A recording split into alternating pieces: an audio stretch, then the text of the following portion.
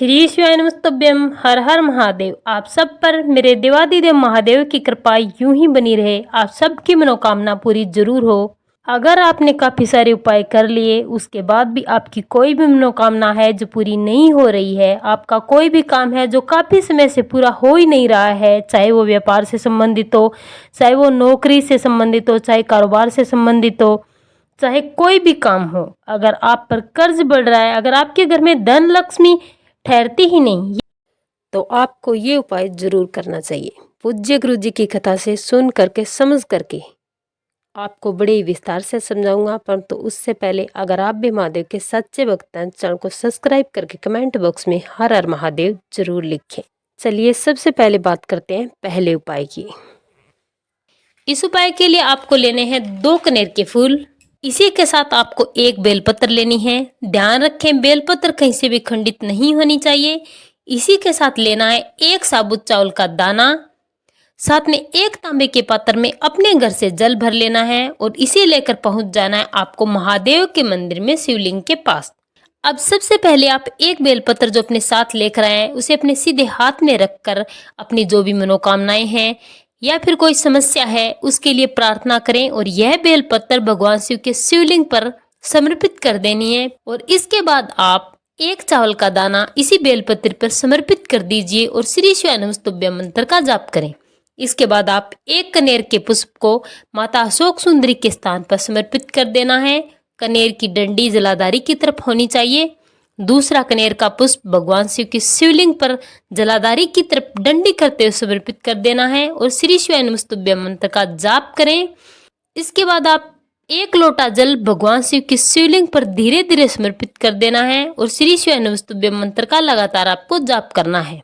कम से कम आप 11 बार जाप अवश्य करें और इसके बाद आप जलाधारी से बहते हुए जल को अपने दोनों हाथों में लगाकर अपनी दोनों आंखों पर लगा लें। ये उपाय उन लोगों को करना है जो अधिक बीमार रहते हैं, चाहे कोई भी बीमारी हो, किसी भी प्रकार की बीमारी हो, जिनके घर में कलह कलेश अधिक रहता है, जिनके बच्चे कहना नहीं मानते, पढ़ाई में कमजोर हैं और धन की परेशानियों से वो लोग हमेशा जूझते रहते हैं, तो ये उपाय जरूर करें।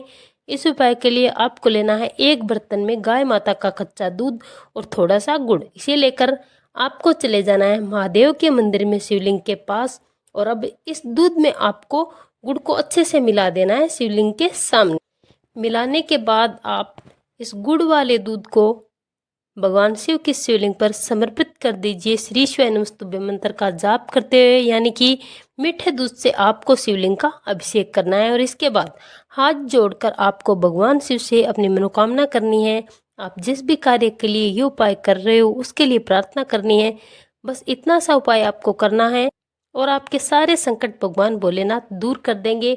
आपके जीवन में कभी भी धन व्यय की कमी नहीं होगी, कोई भी संकट नहीं आएगा, आपकी सारी मनोकामनाएं जरूर पूरी होगी। तो इस उपाय को जरूर करें। इस उपाय के लिए आपको सबसे पहले 1 लोटा जल लेना है। ध्यान रहे लोटा आपको स्टील का ही लेना है। फिर इस लोटे में आपको 1 से 2 चम्मच दूध मिला लेना है और साथ ही साथ आपको लेना है 11 काले तिल के दाने।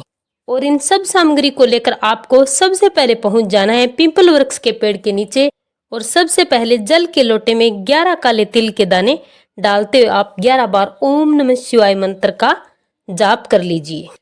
फिर इसके बाद आप 1 गुड़ का टुकड़ा भी डाल लीजिए। अब इस 1 लोटे जल में से आधा लोटा जल पीपल की पेड़ के जड़ में समर्पित कर दीजिए और 11 बार ओम नमो भगवते वासुदेवाय मंत्र का जाप करें।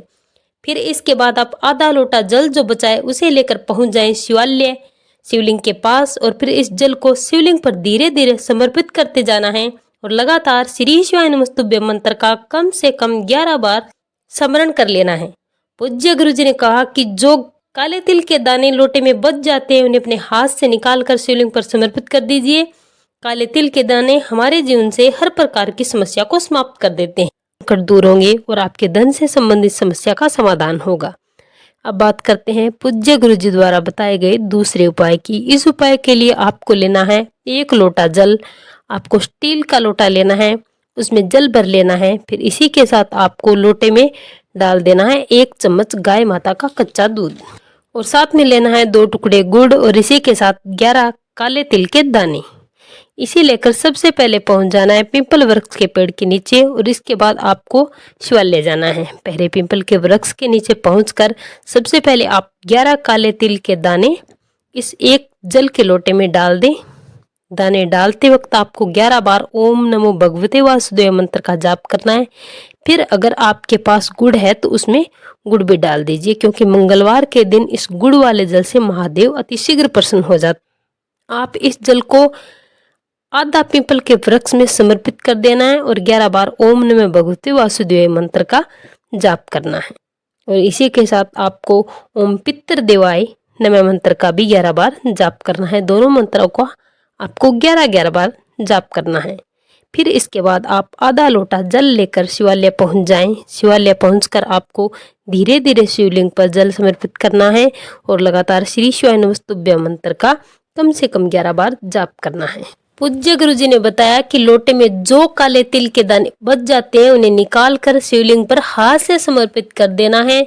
पूज्य गुरुजी ने बताया कि जैसे ही काले तिल के दाने शिवलिंग पर स्पर्श होते हैं तो उसी समय से हमारे जीवन से संकट समाप्त होने लग जाते हैं, हमें बीमारियों से छुटकारा मिल जाता है और धन की समस्या समाप्त हो जाती है और धन आना प्रारंभ हो जाता है। साथ ही साथ हमारे पितर भी प्रसन्न होकर हमें आशीर्वाद देते हैं, जिससे हमारी कार्य व्यवस्था बड़ी अच्छे से चलती है। अगर आप इस उपाय को सूर्यास्त के बाद करते हैं तो पीपल में जल समर्पित मत करना, पूरा का पूरा जल आप शिवलिंग पर ही समर्पित कर दें। पूज्य गुरुजी ने बताया कि जो भी व्यक्ति 11 तिल के दाने दूध के साथ डालकर इन 2 जगहों पर समर्पित कर देता है उसके जीवन में कभी भी प्रकार की कोई समस्या नहीं आती। तो आप भी इस उपाय को जरूर करें। तो आप अपने घर में सुख शांति बनाए रखने के लिए, अपने घर में सभी रोगों से छुटकारा पाने के लिए, सभी कष्टों को दूर करने के लिए, स्थायी लक्ष्मी के वास के लिए इन 5 में से कोई एक उपाय जरूर करें। पूज्य गुरुजी ने बताया कि जो भी व्यक्ति प्रदोष के दिन इन 5 में से कोई एक भी उपाय कर लेता है, मेरे देवाधिदेव महादेव की कृपा उस पर सदैव बनी रहती है।